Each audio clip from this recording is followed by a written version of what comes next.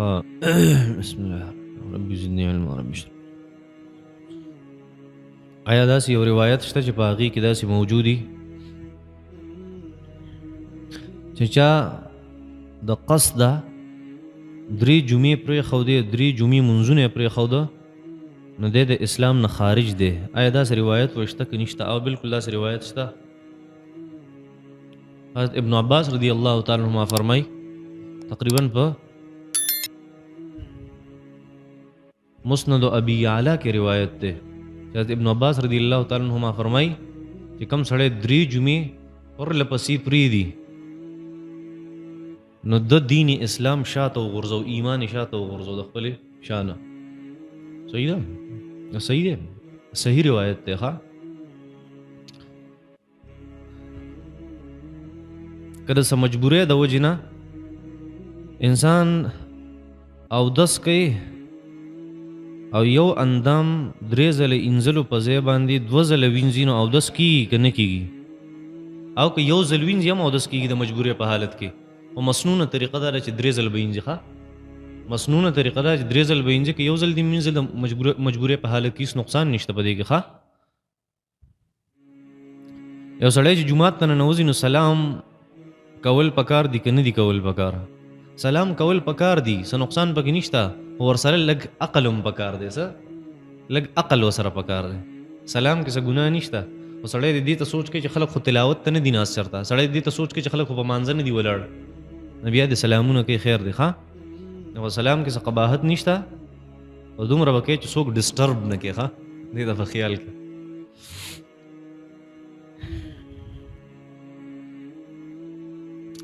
کوم خلکو ته چې د دین اسلام پیغام نه دی رسېدلی د هغې باره کې زموږ شریعت څه وایي چې هغه غیر مسلم مړه شي؟ دا خو مې د تابلو ډېر لوی بحث کړو. دین اسلام د هغې باره کې دا وایي کوم خلکو ته چې دعوت نه دی رسېدلی. ډېر اقوال او خبرې او تفصیل مې ته ذکر کړو. زما چې کومه خبره خوښه د هغه دا ده چې وما كنا معذبین حتی نبعث رسولا، څو پورې چې د دین اسلام پیغام چاته نه رسولی مونږ چاله عذاب نه ورکو. الله به له عذاب نه ورکوي داسې خلکو. د یو سکول ټیچر دی، هغه په سکول کې مختلف څیزونه خرڅوي، کتابونه، بیجونه وغیره. چې هغه کله خرڅ کي د هغې کمیشن هغه په خپله نه استعمالوي بلکې استادانو او سټوډنټانو باندې تقسیموي. داسې کول صحیح دي؟ صحیح نه دي. دا قابل تقلید او قابل رشک خبره ده. بهترین کار کوي چې دا داسې ملا استادانی چېرته داسې خو ډېر کم ملاویږي. په فیسبوک او په یوټیوب باندې یو سړی راځي شیخ ابو حسان اسحاق سواتی، د هغه بیانونه اورېدل څنګه دي؟ دغه شانتې یو بل سکالر دی مرزا محمد علي، د هغه باره کې ستاسو رایې څه ده؟ ابو حسان اسحاق سواتی دا یو غیر مقلد عالم دی، اهل حدیث دی. نو بس چې څوک هغه دا اوري نور خبرې خو تقریبا د هغه داسې بدې نه دي څونه چې ما د هغه یو څو کلیپونه کتلي دي. البته چونکې هغه د مذهب حنفي خلاف دی نو د هغه په مسلو باندې عمل نه دی کول پکار. نور هغه حدیث بیانوي، یو د حدیثو کتاب ته مخې ته پروت یو د هغې یو حدیث د هغې نه بیانوي. نو هغه څه غلطه خبره خو نه ده، اورېدل پکار دي، ښه خبره ده. خو دومره خبره ده چې د هغې دپاره خپل مذهب نه دي پرېښودل پکار، ځکه هغه د مذهب حنفي خلاف کوي او د هغې د وجې ډېر فساد په بعضې څیزونو کې جوړ شو. نو زه دا نه یم هغه غلط سړی دی، هغه غلط سړی نه، او حدیث او قرآن او حدیث بیانوي. او دا ضرور ویمه چې هغه د مذهب حنفي خلاف دی، د مذاهب 4 خلاف دی، د 4 مذاهبو. دا دویم مرزا محمد علي، او دا یو انجینیر دی، دا هم داسې ځان ته کم عمره دی خو ځان ته ډېر هوښیار وایي. ذهین دی، په بعضې څیزونو باندې ریسرچ کړی ښه دی. البته ډېر څیزونه یې داسې دي چې هغه د ګمراهۍ نه ډک دي. ناپوه انسان دی، ذهین دی خو هوښیار نه دی. ذهانت او ذکاوت کې فرق. ذهین دی خو هوښیار نه دی، ښه په دین باندې نه پوهېږي. انجینیر به صحیح او د هغه کار به صحیح. بعض ځینو کې دغه ښه تحقیق دی چې بل چا نه و کړی هغه په هغې کې تحقیق کړی د هغې صفت کوم چېرته پیغمبر اجتهاد کولی شي که نه شي کولی د امام رازي رحمت الله علیه په باره کې راځي چې هغه د عدم اجتهاد قایل و او د هغه خبره درسته ځکه چې د دې آیت مبارک موافق ته وما ينطق عن الهوى ان هو الا وحي يوحى مطلب دا پیغمبر چرته ځان نه کار نشي کولی چې څه کوي هغه په وحي سره کېږي لومبۍ خبره خدا د اجتهاد چې د پیغمبر دام وحي که نه وحي څه ته وایي چې الله جل شانو د پیغمبر په زړه کې څه واچوي نه پوهېږئ په دې خبرو باندې الله جل شانو فرمایي علی قلبک لتکون من المنذرین دا قرآن ما ستا په زړه نازل کړی دی نو په زړه کې چې یو څیز راشي او هغه بیا انسان پیش کوي دغه ته اجتهاد وایي صحیح ده نو دا اجتهاد هم د الله جل شانو د طرف نه ښه پوهېږي ځکه خو سړی چې په اجتهاد کې غلط شي یو ثواب پې میلاویږي او چې اجتهاد کې صحیح شي نو بیا پې ډبل ثواب میلاویږي ځکه دا هم د وحي یو قسم دی القا چې کوم د الله جل شانو د طرف نه زړه کې چې خبرې اچي که نه صحیح ده پیغمبر ته چې کېږي هغه وحي عام انسان ته چې وشي نو هغه شي کرامت یو کشف ورته وایي څه ورته وایي کشف ورته وایي دا نیک سړي ته کېږي پاک سړي ته کېږي ښه داسې بزرګانو ته نه کېږي چې هغه منځونه نه کوي څه وایي کشف ورته کېږي دلته زموږ مولي صاحب محترم رحمت الله علیه فرمایل چې پخوا په زمانه کې د 1950 نه مخکې خبره ده په اتیانو کې یو سړی وایي خلکو وایي چې یاره ډېر کشف والی دی او ډېر نیک سړی دی وایي ما چې زه به لاړ شم بیعت پتې وکړم چې مو وکړه هغه ګیره خریلې وه نو ما وایي زه کېدی شي دې کې به څه چلي نو وایي کېناستم ورسره وایي چې د مانځه ټایم شو جومات نه بهر ووتو چې ما خپل پوره کړي دي ما خپل پوره کړي دي اوس زما مونځ ته ضرورت نشته ما ورته چې پاسه د بې لمازه بچي زه ستا نه بیعت کومه او خلک وایي دې ته کشف کېږي نه چې مونځ نه کوي هغه ته کشف نه کېږي دې ته استدراج وایي دا یو شیطاني القایي صحیح شیطاني پاک سړي ته چې کومه القا کېږي هغې ته کشف وایي او غلط سړي ته چې کومه کېږي دې ته استدراج وایي شیطان ورته کوي زړه کې ورته ورچوي وایي ان الشیاطین لیوحون الی اولیائهم الله قرآن کې فرمایي شیطانانو هم خپلو ملګرو ته زړونو کې خبرې ورچوي داسې هم کېږي ښه د پیغمبر اجتهاد کولی شي زموږ عقیده د پیغمبر امام رازي رحمت الله علیه دا خبر بالکل ټیک هغه د دې قایل خو زه د دې قایل یم چې پیغمبر اجتهاد کولی شي او امام رازي رحمت الله علیه دا خبر په سوره نساء کې دې آیت تحت ذکر کړی ده چې انا انزلنا الیک الکتاب بالحق لتحکم بین الناس بما اراک الله ولا تکن للخائنین خصیما خو بل طرف ته وګورئ پیغمبر اجتهاد کړی دی په سوره انفال کې دی چې د جنگ بدر چې کوم قیدیانو د هغې باره کې نبي علیه السلام د صحابو سره مشوره کړې وه اجتهاد یې کړی او هغې پرېښي وو دا اجتهاد و نو ته به وایې چې یاره هلته خو رالی چې ما کان لنبي ان یکون له اسرا حتی یثخن فی الارض پیغمبر له دا مناسبه نه وه چې داسې کړی وی خو زه وایم چې نه وروسته پسې وګوره د اجتهاد خبر وروسته ده چې الله جل شانو فرمایي لولا کتاب من الله سبق لمسکم فیما اخذتم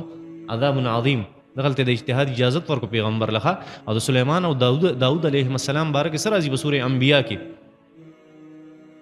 وداود وسليمان إذ يحكمان في الحرث إذ نفشت فيه غنم القوم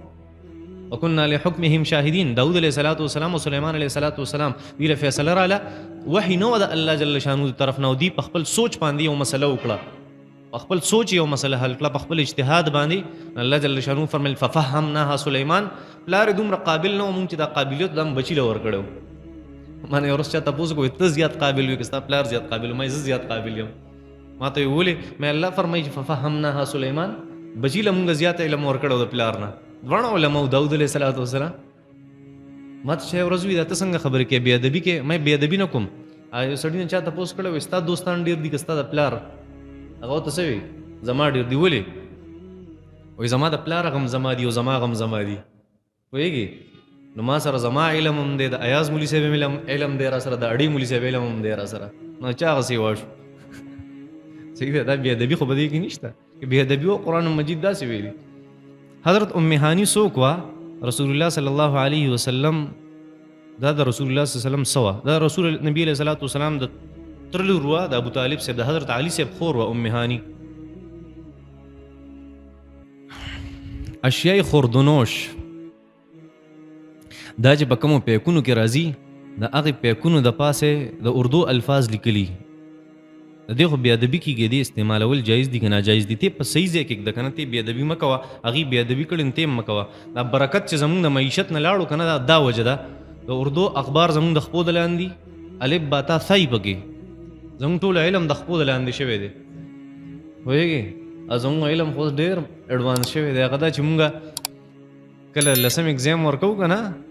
او د نهم صورت انفال ځان سره په انډرویر کې وړو لاندې که نه داسې نه وړو ته ورکه قسم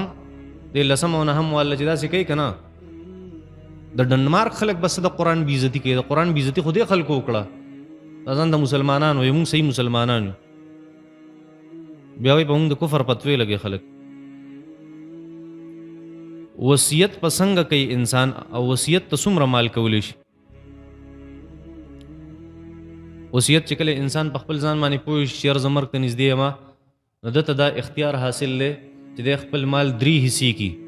نو دا 3مه حصه کې دته بیا اختیار دی چې وصیت کولی شي زما مال 300 جریبه ځمکه مې ده نو په 100 جریبو کې دی بیا څه کولی شي وصیت کولی شي پلان کیله ورکه دینه پلان کیله ورکه دینه پلان کیله ورکه دینه جمعات لیسه ورکه دینه مدرسې لیسه ورکه په 3مه حصه کې کولی شي ټول مال هغه د هغې وصیت نشي کولی او د خپل میراث خور د پاره وصیت نشي کولی خپل بچي د پاره دا نشي ویلی چې دله به پکې یو 100 جریبه سیوا ورکړي نبي علیه السلام فرمایي لا وصیت لوارث کم سړی چې ستا نه میراث وړي د هغه دپاره ته وصیت نشي کولی ښه نو په 3مه حصه کې به وصیت کې ښځه د خاوند دپاره ثوابي روژه نیولی شي او بلکل نیولی شي که یو سړی اعلان کوي چې دا پلانکې سیز چا نه ورک شوی ما مونږ ته دی او زه په مانځه ولاړ یم او سیز زما یو ډېر قیمتي زه د هغې دپاره مونځ ماتولی شم که نه ځکه که زه مونځ مات نه کړم هغه سیز هغه قبضه کوي ماتولی شي خو چې دا دونه پته لري چې پلانکې سړی دی خو بیا تې والي که نه جایز دی ماتولی شي ښه مفتی ظهور علي خان صاحب رحمت الله علیه په یو بیان کې وایي چې نایټ ډریس استعمالول ناروا دي دا ګندګي ده او نجاست دی ګوره دا دې ته وایي د پیش نه پیشاخانې جوړول هغه استاد وي که نه سنګتره حلاله ده دوی استاد وي چې سمساره حلاله ده هغه څه ویلي دی او دا دې څه وایي مفتی ظهور علي خان صاحب وایي چې نجسې کپړې د شپې مه استعمالوي دی کله ویلي چې نایټ ډریس مه استعمالوي د 9 کالو په عمر کې د یو جینۍ واده کېدی شي که نه شي کېدی په نبي علیه السلام خلک اعتراض کوي چې د حضرت عایشې رضی الله تعالی عنها سره واده کړی و هغه د 9 کالو وه او نابالغه وه او نبي علیه السلام ورسره واده کړی و ای بدبخته په 1986 کې 1986 کې دا ریسرچ شوی و په برازیل کې او په برازیل کې داسې شوی وه چې د 9 کالو جینۍ وه او د هغې ماشوم پیدا شوی و د 1986 خبره ده دین اسلام هم دا وایي چې په 9 کالو کې بالغېدل ممکن دي زنانه او ساينس هم دا وایي چې بالغېدل ممکن دي نو چې یو بالغه جینۍ وه حضرت عایشه رضی الله عنها نبی علیه السلام هم په هغې نکاح خوشحاله و او حضرت عایشه بالغه وه هغه هم پرې خوشحاله و مور او پلار هم پرې خوشحاله و نو دې باندې ولې خارخ لګېدلی دی صلی الله تعالی علی خیر خلقه محمد